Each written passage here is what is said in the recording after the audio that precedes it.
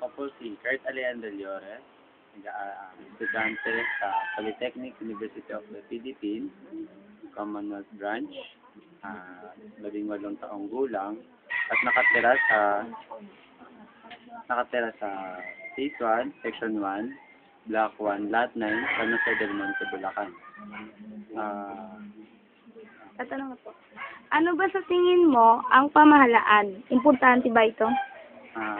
Para sa akin, ang pamahalaan ay isang institusyon na nagpapanatili at namumuno sa isang bansa.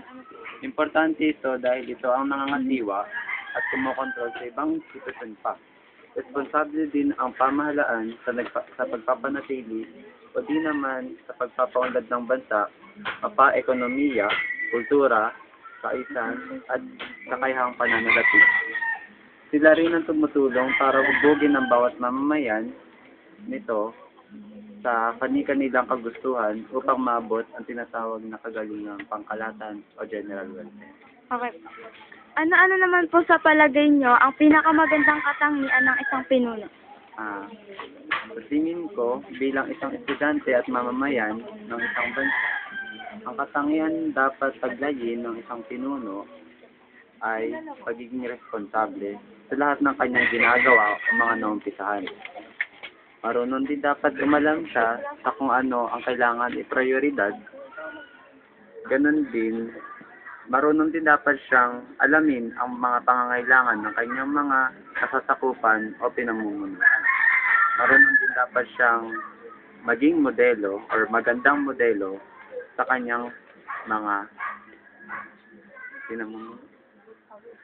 Sino-sino po ang mga naging pinuno ng bansa ang sa palagay nyo po ay ang mahusay, magaling at maaasahang pinuno? Sa lahat ng naging pinuno o naging presidente ng bansa, sa aking palagay, si Ferdinand E. Marcos ang naging pinakamahusay na pinuno ng ating bansa.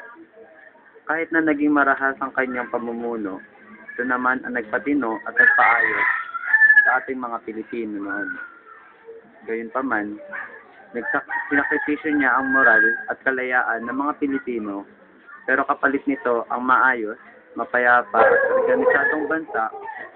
Taglay din kasi ni Marcos ang sapat na talino at disiplina ng isang pinuno. Okay, thank you. Ito pa po.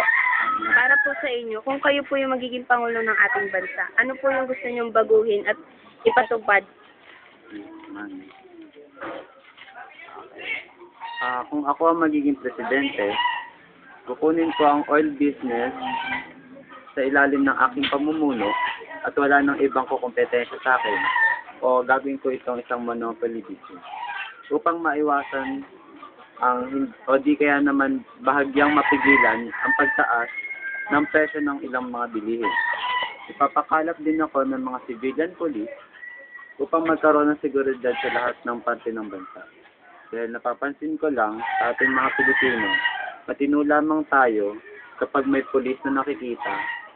Isang paraan din ito upang madisiplina ang mga Pilipino na magtino kahit na meron o walang pulis sa paligid. Yeah. Salamat. Thank you po.